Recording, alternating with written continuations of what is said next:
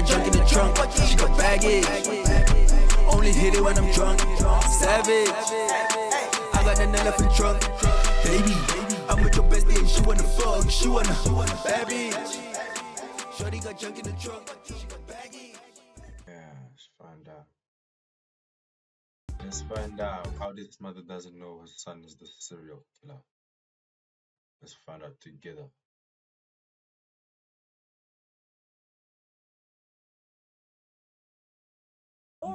Police are at the home of Benjamin King after his neighbor discovered him stabbed to death in his bedroom. At first, the detectives believed that this tragedy was the result of a robbery, but they would be horribly wrong. As the weeks-long investigation began, detectives would uncover a toxic relationship and a twisted conspiracy, with the neighbor at the very center of it all. Did you talk to that bitch down there? My brother John was talking about was the girl down at the edge of the corner at the grain corner house. She knew she took grain card to the bank, food stamp.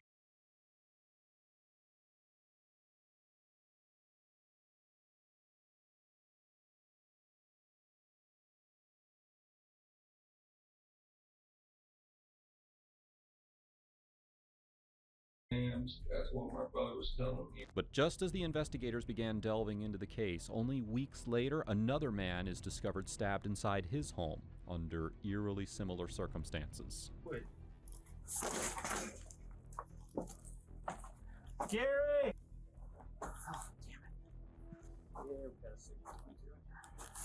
Throughout the investigation, detectives chase a long list of suspects, but from the very beginning, the truth had been hiding in plain sight by someone nobody suspected.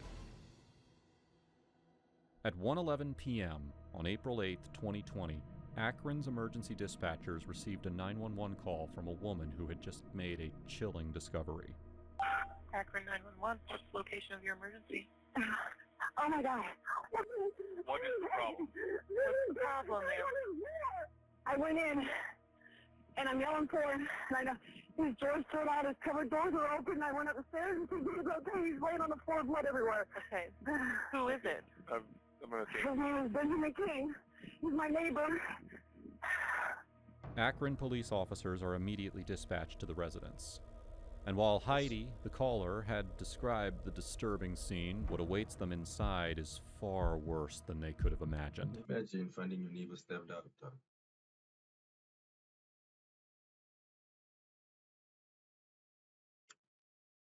I'll be back. Just getting my food out the microwave.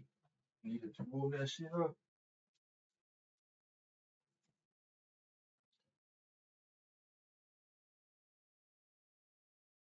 Yeah, slaps about right now.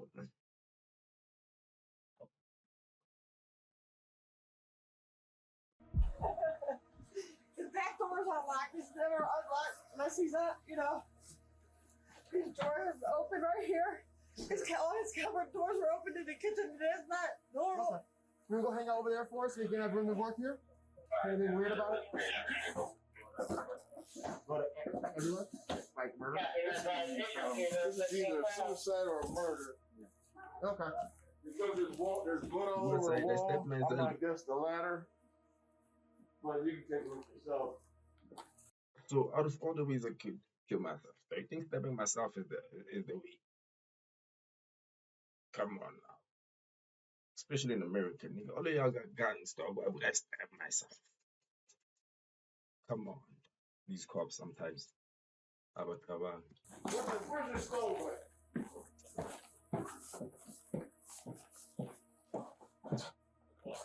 Oh. Where's his injuries at? I don't know. I have not touched him. All I did was touch him to see if he was stiff, but he's stiff and cold. So we're calling it obvious. Yeah, I'm not going to move him. We'll let the mate. Okay. At first, there's uncertainty about what exactly happened to the victim. But the moment that officers step into the bedroom, that doubt disappears. Blood covers the walls and is spread out across the floor. The bed is soaked with it, showing that the victim had been stabbed.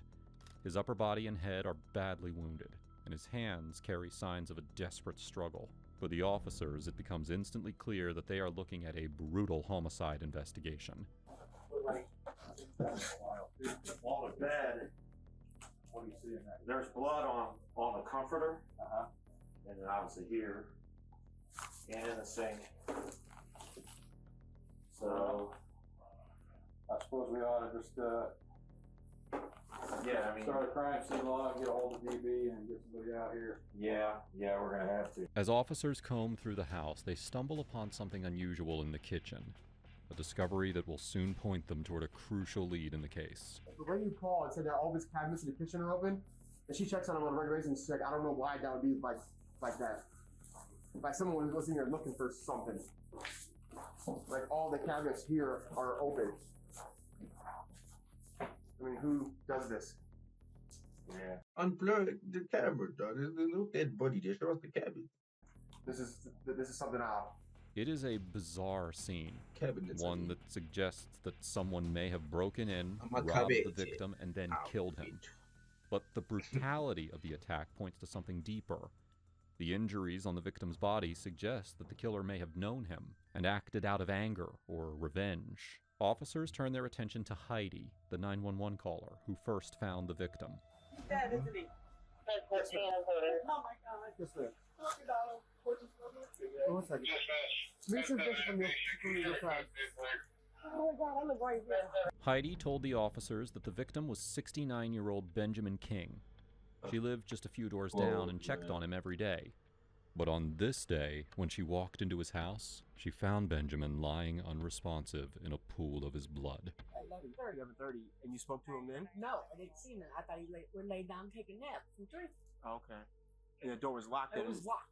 And then you came back a little bit after 1, and that's when you found the door open. Yeah, it was unlocked. Okay. The back door is unlocked too. 11's right back. Okay. I just looked at it, I could see.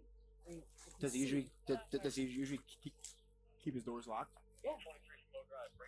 So I said he locked it. He goes to take a nap, but as soon as he gets up in the morning, he unlocks it. The back door is usually still locked because usually, like if I come over something, the dog doesn't get out until later on. Yeah. It's hard for him to walk. Was the dog out when you got here? No, the dog was there. Okay. There when I come in the door. And that's why I knew when I seen the stand over the dog in the chair. So you knew that something wasn't right. So I knew something wasn't right at 11:30 when I come out. I'm thinking, I felt it. You know what I'm saying? Yeah. And I'm thinking, why didn't you just kick in the door or something?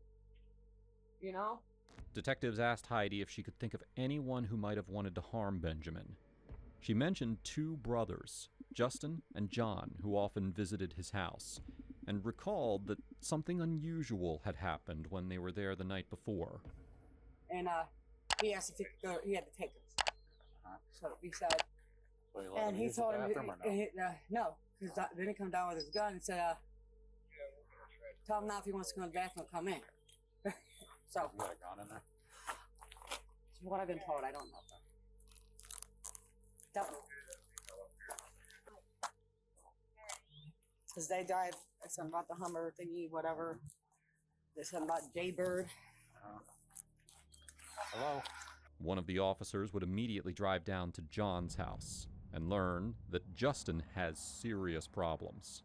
One of my brothers, they're both crackheads, and me and my wife's been fighting back and forth for years because my brother, he almost died here a while back. They had to put a balloon, 2 stents in his heart because he overdosed. So we don't really talk that much. Moreover, Justin had borrowed money from Benjamin that he hadn't returned. And just pay you back, man, this month. I promise to pay you back next month. Blah, blah, blah. Then months came and went and came and went. Look, get the fuck away from my house. Don't you ever come back again. He said, I've loaned you money 4 or 5 times on this bullshit junk stuff that you bring me. And, you know, I'm on a fixed income here. I can't just keep giving. Yeah. He physically pushed him? Oh, yeah. Yeah. How long ago was that? 4 or 5 months ago. PMD.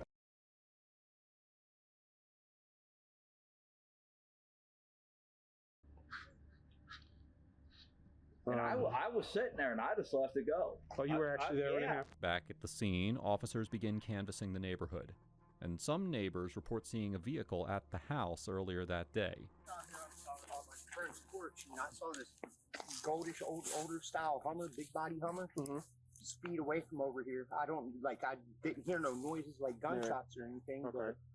But About what time was that? Probably 10:30, 11ish. I was up here Maybe 11. 12. I come up here. No, it had to be a white male. Okay. Blondish, short hair. Short. Kind of crew cut like yours. Okay. Short blonde hair? Yeah. Another neighbor chimes in, confirming the earlier observation made by the other residents, and shares that Justin drives a Hummer. Connected to a Hummer. Correct. You don't know. Right. I've seen him many times with the Hummer. What color? Roughly that color. It's a dusty gold like that. So you've seen Jaybird driving this gold. So it's dusty. Hummer, yeah. Detectives learn that Justin went by the name Jaybird, which is what the neighbor had been using. At this point, they believe that they have strong leads pointing to Justin. Okay. But when Benjamin's daughter arrives at the scene, her suspicions about another person take the case in a completely different direction. Did you talk to that bitch down there? Talk to them. I'll let you talk to the detectives. You let them know what you think, okay? Immediately, the daughter tells investigators that she thinks she knows who is responsible for her father's murder. Let me say this frankly. That lady down there has been paying his bills. And she's been taking all his money and not paying on his bills. We don't have a bill. So I don't have a bill to say because she's not giving him the bills. She's keeping them. She is writing on the receipts what she is supposed to have paid versus what she really paid. And this has been going on for over 3 months. So she's been ripping off for 3 months. The daughter immediately points to Heidi, the very neighbor who had called 911 to report Benjamin's death. You This lie. lady down the street decided that she was going to help him. She took upon herself to help him. There we go. And that's her way to get her drug fix, is by taking his money. Excuse me. And his money's going to still be in there because I know exactly where it's at. It's in a cabinet in this kitchen and a coffee jug. It was in a container like this. It's okay. Was it in there?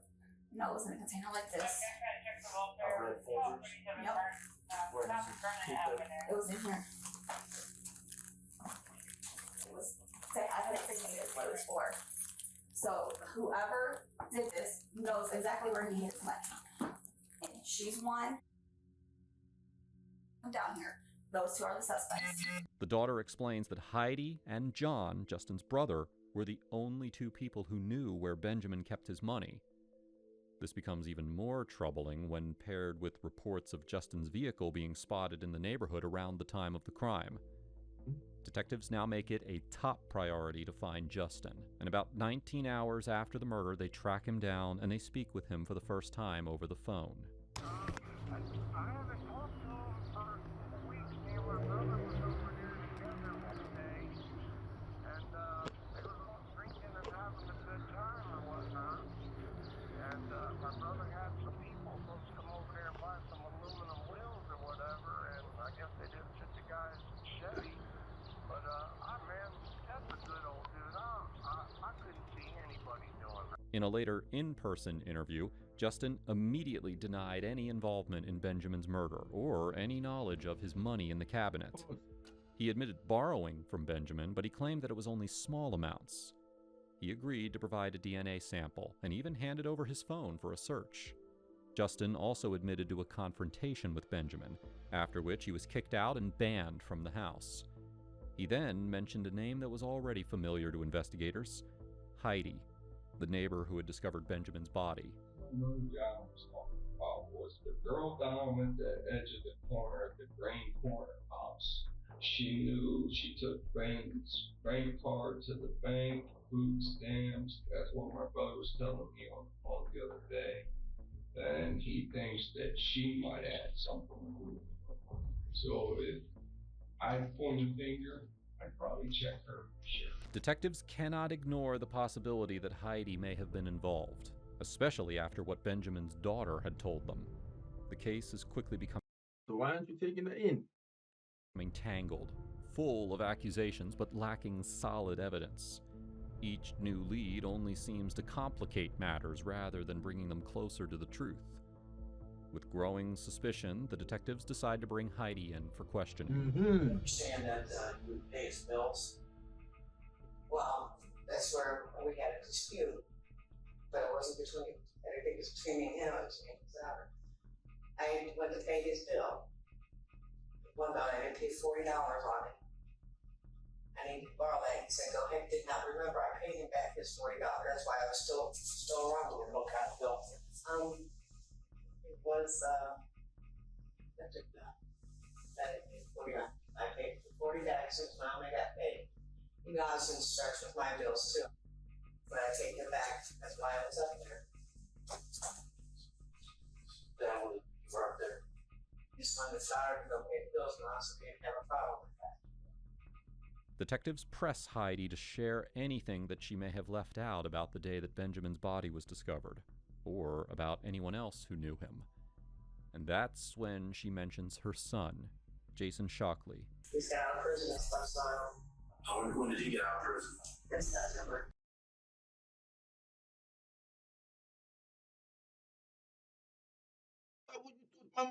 Mom, radio. So what you do that, though? You literally just said he just got out of prison, though. You're trying to send him back? When's that long? What was he in jail for? Robbery. Would your son be capable of something? Oh God, I pray not.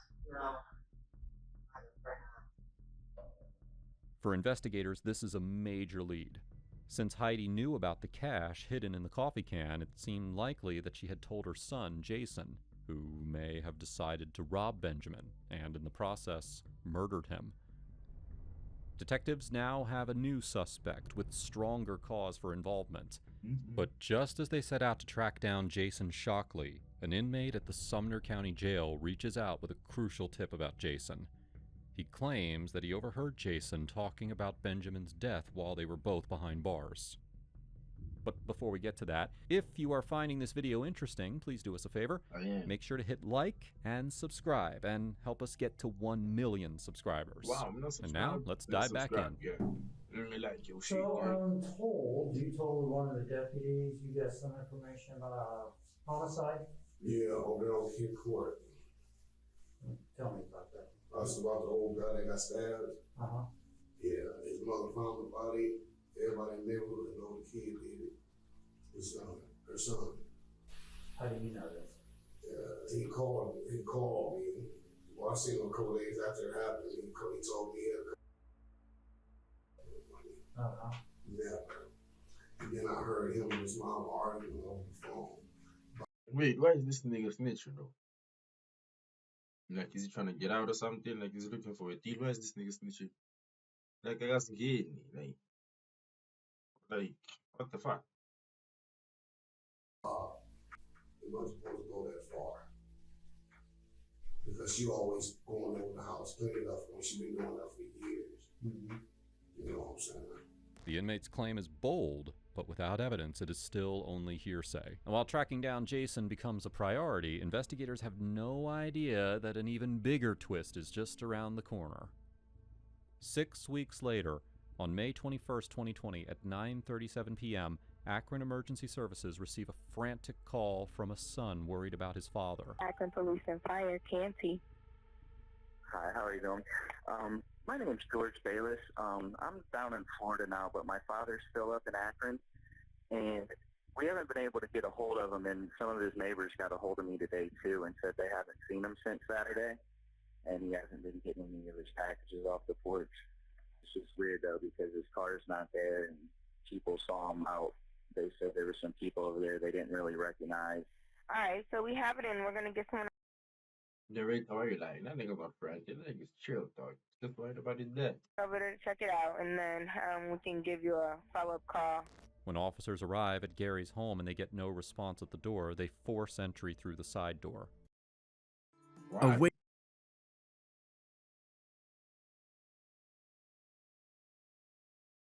Gonna have to go in the side door, I guess.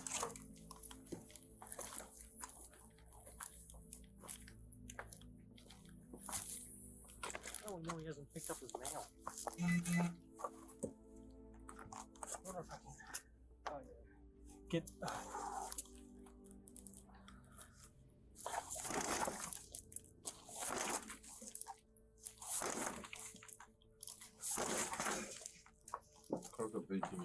Gary! Akron Police!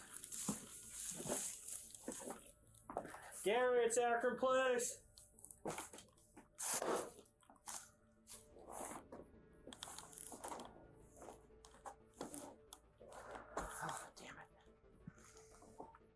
This way.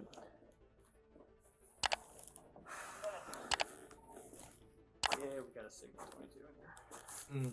No, too. That's dead. Officers find Gary lying dead on the floor.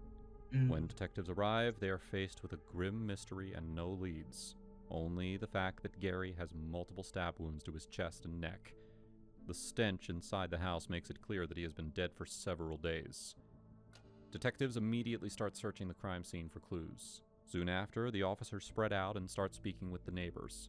They soon learn that this is a close-knit community, familiar with Gary, and that several residents had seen him with a strange man over the past week. What was he doing Saturday? What was he doing? Yeah. When I saw him, he was cutting grass, and I was walking my grandson down, pushing him in his little bike or something.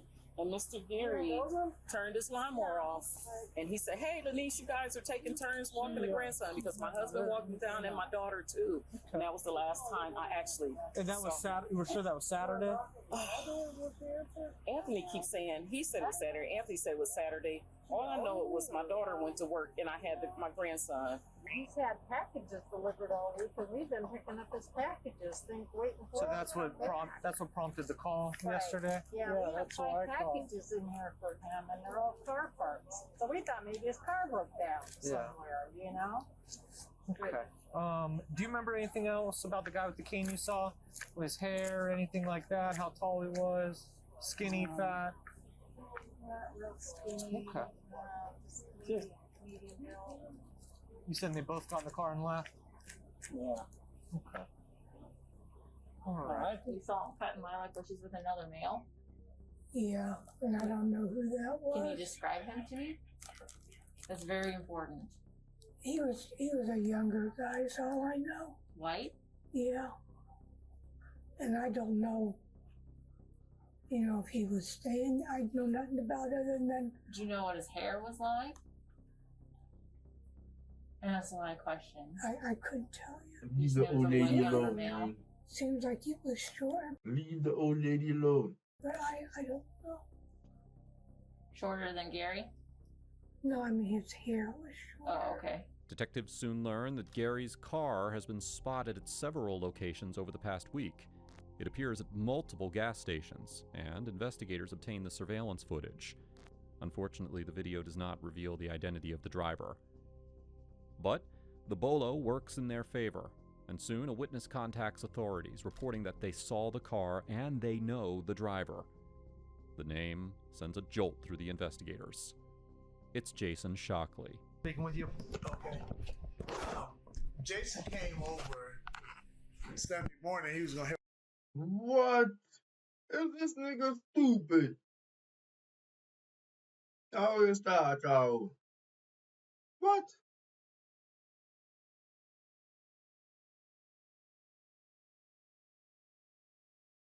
Why would you do that, though?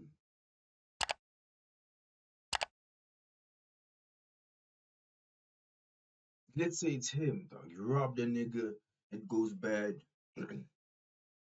You end up killing the nigga. And then you take his car and ride around the hood with it?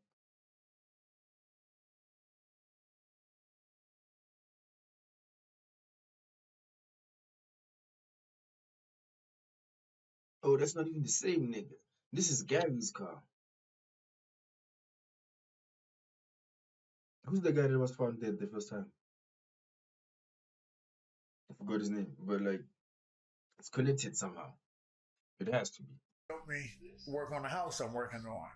And so when he came over, and he sat on the step while I was getting ready, and then I came outside. When I came outside, the car was sitting on the end of the driveway. Anyway, he came over so we could go work on the house. This was Sunday morning? This Sunday morning. And but I had to go to Harbor Freight because I needed a grinder. And so I told him, I said, I got to go to Harbor Freight. He said, oh, I'll take you. And I said, wait a minute, Jason. I said, I'm not getting in no hot car. I said, is that car hot? He said, no, the car's not hot. Uncle Willie, no, I wouldn't do you like that. The car's not hot. He said, my friend let me use it. He went to Florida. He gave me a credit card, told me to keep gas in it, and I can buy cigarettes and buy me something to eat if I need it. I said, Jason, that don't sound, too, Right. I was kind of like not believing him, but he said, no, Willie, I swear. He said, he let me use the car. I said, okay. What kind of car was it? You said it was a bluish car? It's a bluish color. I don't even know what that is. I don't even know what kind of car it is, but I know what I saw. And when I read that description of the car, I put to you ever since Sunday morning. Well, he had it all Saturday night because he did tell me, he said that he had went to Ravenna or somewhere. Oh, yeah. Something like that. Mm-hmm. Somewhere up in there. But he said he had went, and he said he had been up all night, and said he had been riding all night, and he said he hadn't even burned out a half a tank of gas. To be completely certain, detectives asked the witness to identify him from a lineup of images featuring 5 other suspects. That's it. Yes, right here. Okay. Go ahead and take the picture out the top. And on the back, have you sign it, and then put down the percentage. Sign it here. You can go ahead and date it again. Okay. With confirmation from the witness, detectives zero in on Jason as their primary suspect. They know that he is dangerous, he could strike again, and he must be taken off the streets immediately. On May 22nd, just one day after Gary's body is found, Jason's mother, Heidi, makes a call to investigators, revealing the location of her son, providing a critical breakthrough in the case.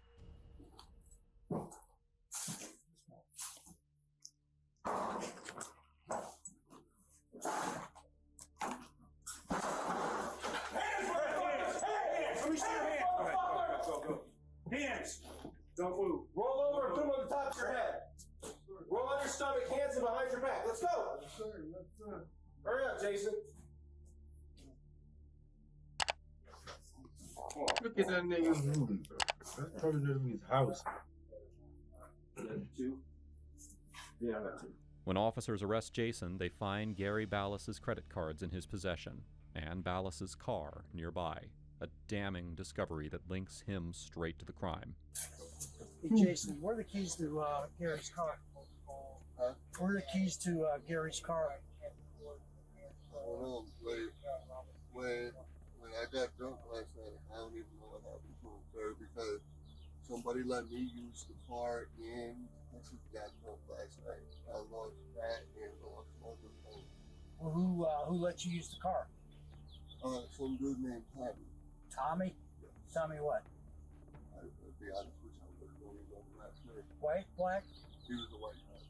He was maybe roughly 6. How did he have the car? And tell me how you got the car from him. Well, he pulled up on me when I was walking. No way. With the second one, but he came and he goes, "You need a ride, bud?" I'm like, "Sure," and so we're driving and stuff, and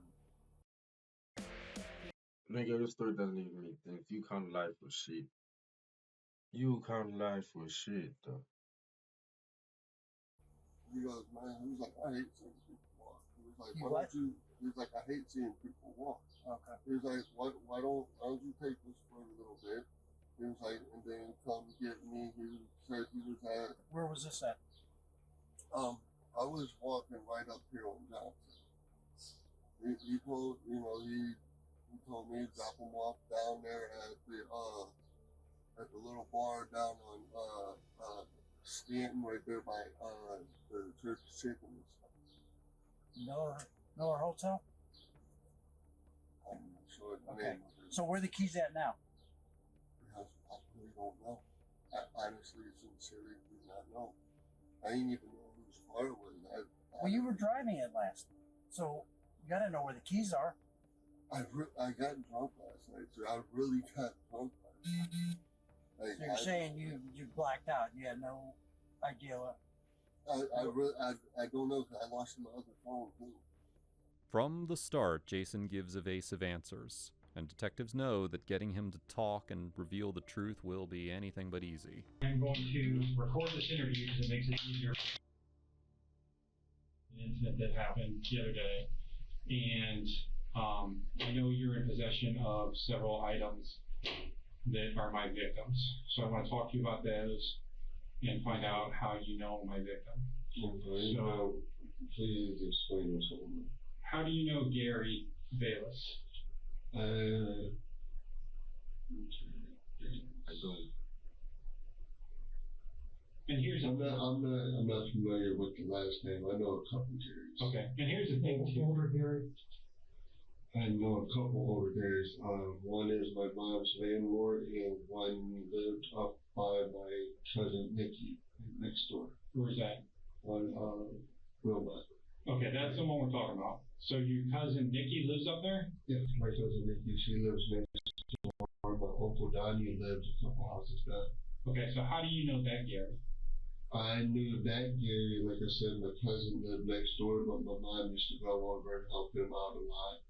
We used to sit there and talk. I mean, he was queer and stuff.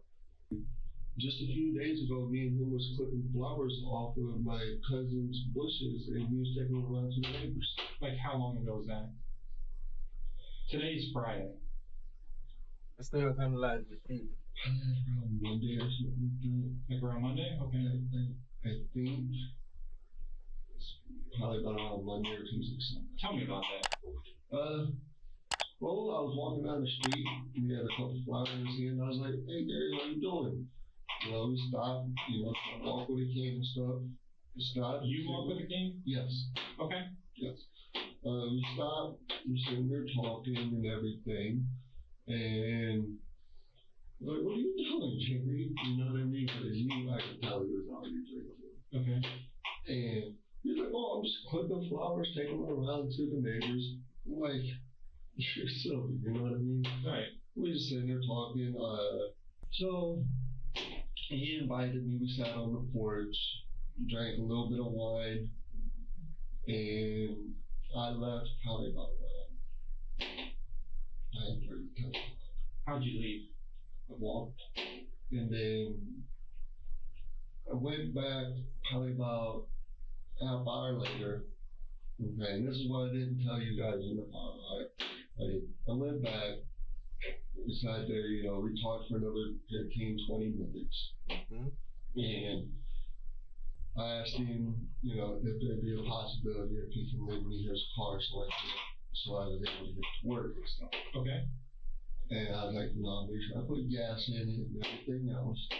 And he was like, he was iffy on it for a second, you know what I mean? Because he doesn't like people using his car and stuff. Right. Well, he was like, you know what? He was right. That nigga just playing along with you, Like, yeah, okay, right. Like, Jason, I've known you for a long time. He was like, I'm gonna do you that favor. He was like, I want to see you succeed. He was like, I want to see you do right. He knows I just got out of prison for, stuff, just stupid stuff, Yeah, he wants to see me do right just like everybody else, Okay. And that's all I've been trying to do is do right. So how long have you had this car? Do right. I've had this car for a few days. Okay. Like how long? Like I said, today's Friday. Give me just a rough estimate. Probably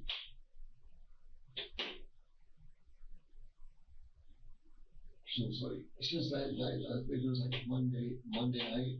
Okay. It was probably like Monday night too, I think it was like Monday night, something like that. I told you, he lends me his car for work.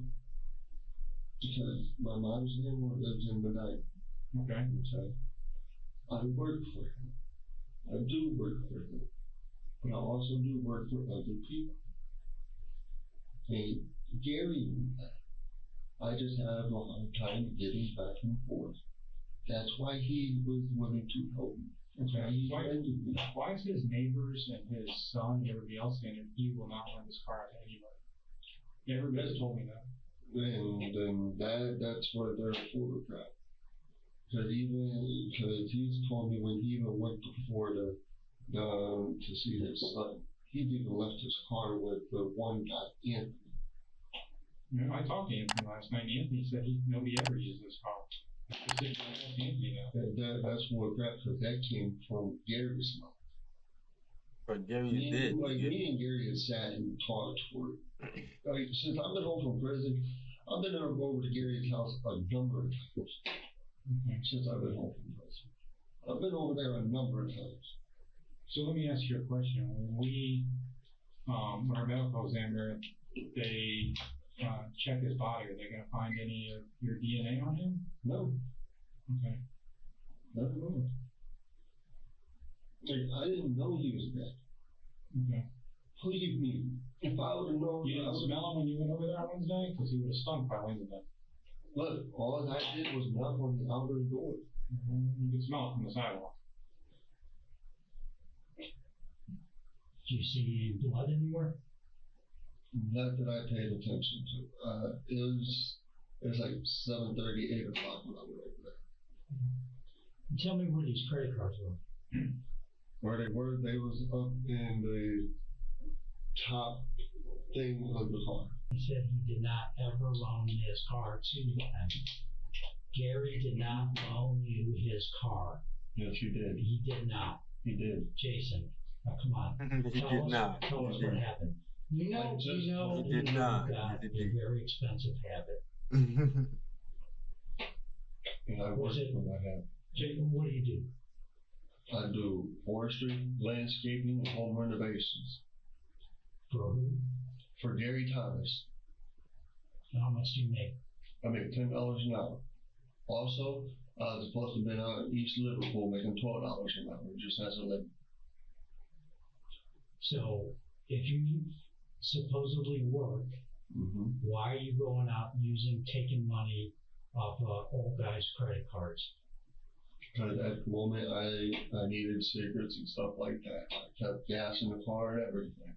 The detectives know that Jason is lying, and a mild confrontation will not break him, so they allow him to keep talking, letting the act play out a little longer before pressing him again.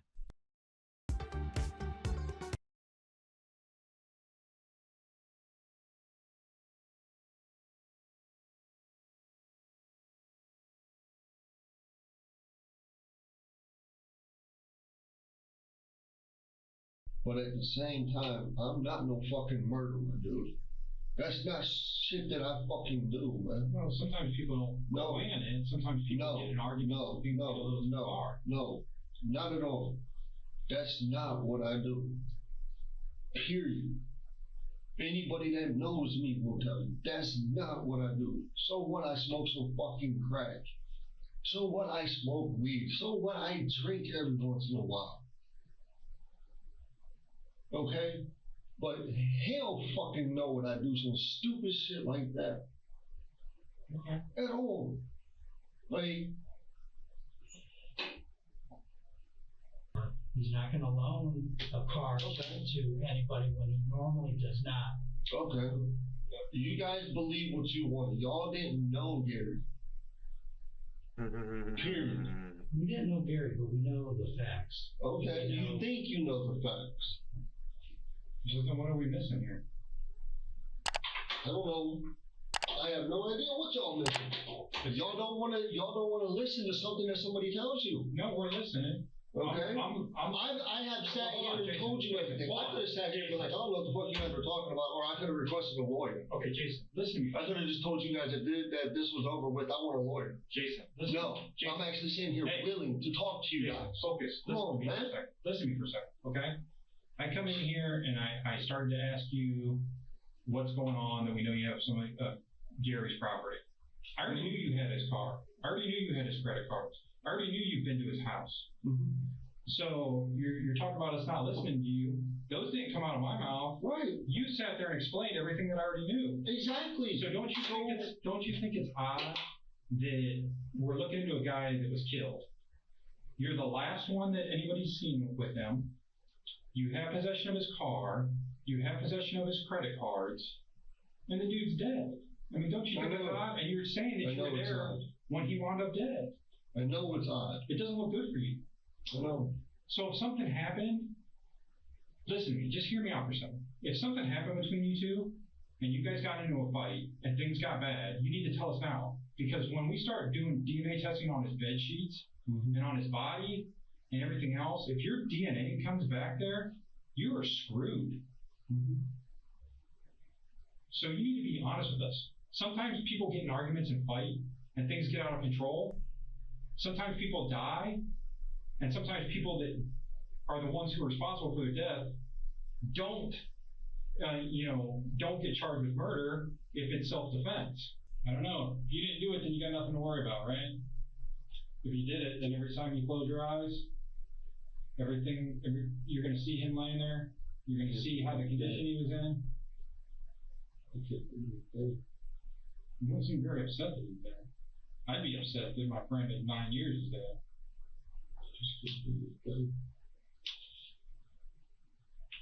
You know what I've kind of noticed too? Here's the thing. I've been doing this job a long time. Sergeant Sarvaji's been doing it longer than me. You know the first question people ask that when we tell them that their friend's dead? The first question, can you guess what that is? It's how did it happen? You know people that don't ask that question, they already know the answer. You never asked us that question because you know the answer. You know how he died.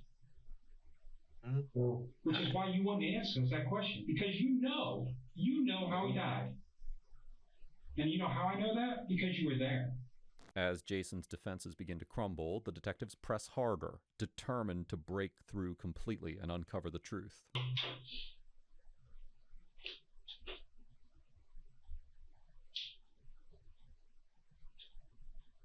We're trying to help you. Because I need to talk to you about something else. Because if you don't help yourself, this can end up really bad for you. You know, Jason, you can deny it. And when it goes to court, and it goes to a jury, and the judge hears all, and they convict you, you're going to get more time than if you just come clean. That's what really happened. You know, even if you did wrong, and the judge, and you admit to what happened and everything else, the judge takes that into consideration because it shows remorse. You want me to turn it off? Stop. You erased the first one. I'm not erasing anything. You erased the first one. I'm not erasing anything. That's evidence. I can't do no. You erased. I'm saying, if you erase the first one, I'm gonna tell you what really happened. There, it's completely off. Tell us what happened. He's over there drinking wine. No, don't do it. He's about to do it. Just talking bullshit. And I guess my mom had borrowed $20 from him for his stuff. He got he was telling me about it and stuff, and then he had to be, real good and stuff. I'm very protective of my mom. Okay. I love my mom all the time. And, I asked him multiple times, I said, everything I said about this, he is a young man, he got you talking real crazy about my mom. Okay. So I asked him, like, Gary, please stop. So I'm like, you know what, I gotta go. I get up and leave, and he throws his cup at me. And it had wine in it, and he threw it at me. And stopped there. He picked up his knife, and it was just like, I just turned around real quick.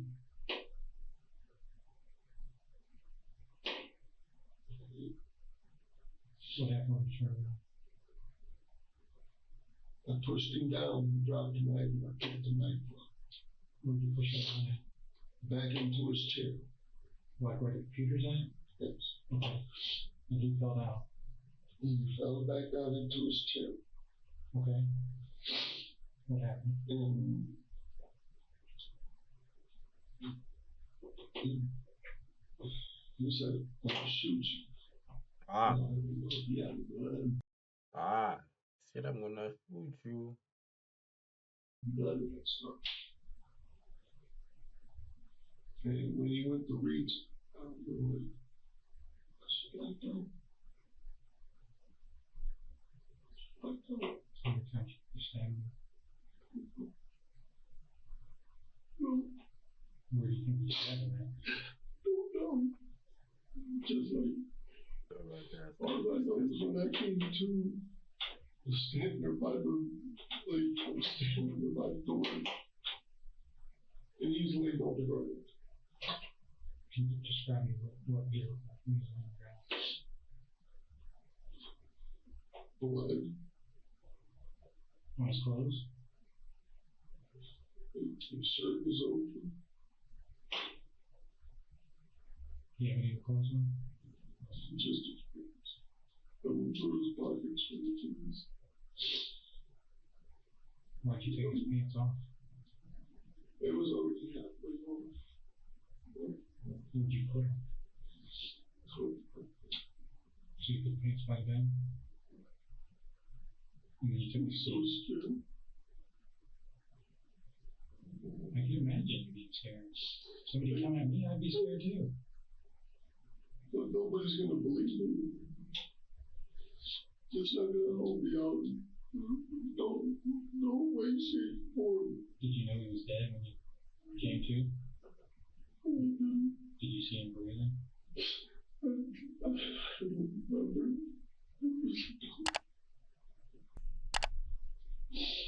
I need to talk to you about Benny. Why does he feel crying now? Though I wasn't crying the whole time. No, he cried. About Benny King. Mm-hmm. I swear to God. Oh, little crying ass nigga.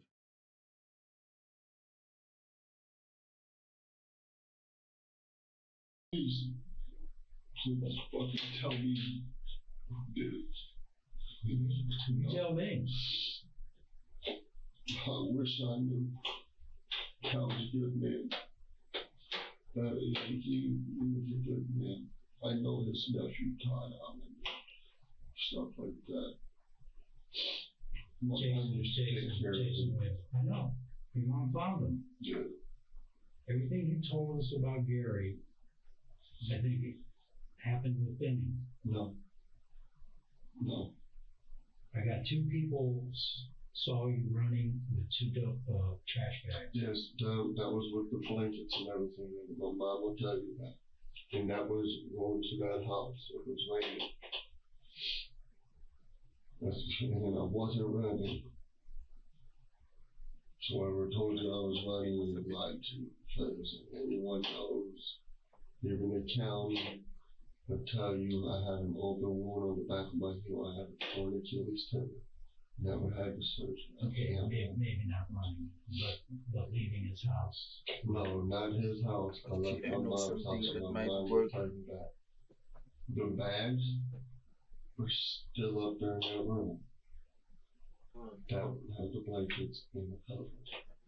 Jason, and I think we can prove that you probably did that one. We had people who said the day or two after you were loaded with cash. Yes, I was loaded with cash. Yeah. Now here's the problem that you're facing. If we prove, and I think we will be able to prove that you did, then you're probably looking at a capital case. Here's the thing, I didn't do Benny, and being loaded with cash, these motherfuckers is talking out the side of their necks. If I was loaded with cash, you think I would still be sitting in Akron, Ohio? Well, not that loaded. I mean, loaded enough. I know you got an addiction. I don't need nothing. All right, you use the cash for some of that, some for your kid, whatever. But you were, I was told you never had that kind of cash. And if we get DNA, and I think we're going to, out of Benny's house, and it I've been in Benny's house. And it points to you, okay? Mm-hmm. Well, we're gonna find DNA in places that, you know, you shouldn't have been, whatever. And so, and if it points to you. The most I've been upstairs and took a piss in this house before. Well, that's not true. That's not true because that toilet was so fucking disgusting. Yeah, I know. Shit caked all over. Nobody would go up there and take a piss. No, I did. Everybody pissed in the backyard, so. No, I didn't piss in the backyard. That's not true. Ask my mom, because my mom was there. Yes. No. My mom was there when I asked him if I can go take a piss. I went upstairs and took a piss. That's how I knew the toilet was caked with shit. How else do you think I would know that? Because you were in there when it happened. No, that I wasn't. Jason, you know there's a lot of similarities between the two. Save you, I should say. You understand what we mean by capital murder? Yes, I know. Capital murder. But what that means for you? Life. No. What? Death. Okay. We all gotta die sometime. I mean, fuck, if the fucking corona ain't killed me yet. Well, you just earlier told us you didn't do anything to Gary. That's because I'm scared about that stuff. Well, you should be more scared about an evil in your heart that you don't wake up from.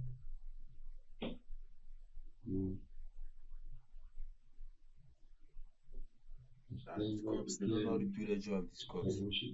They almost overlap. It's weird. You know what connects those two? Okay, I'm lying. They got him to talk, so at least, you know, they got that, but like, excuse me. I'm an anger, man. You? No. Not at all. That's how it looks. No. I'm sorry. You would hold on. It looks like that. Hold on, stop, okay? This is where I'm not stupid. Listen to me, okay? I done told you about fucking Gary. Hold on, stop, okay? This is where I'm not stupid. That time you already admitted to murder, but yeah, this is where you're not stupid, dog. Hold on, stop, okay? This is where I'm not stupid. Listen to me, okay? I done told you about fucking Gary, bro. But this shit about Becky was not me. I mean, do we gotta end this right here? I mean, I could have just sat here and just been like, you know what? I'm the Lord. Am I right or wrong? That would have been a smart thing to do. I don't know about that. No, that would have been a smart thing to do. Yeah, you're right. That would have been a smart thing to do, but you didn't do it, nigga. I had things on my chest, but at the same time, I was scared. Alright?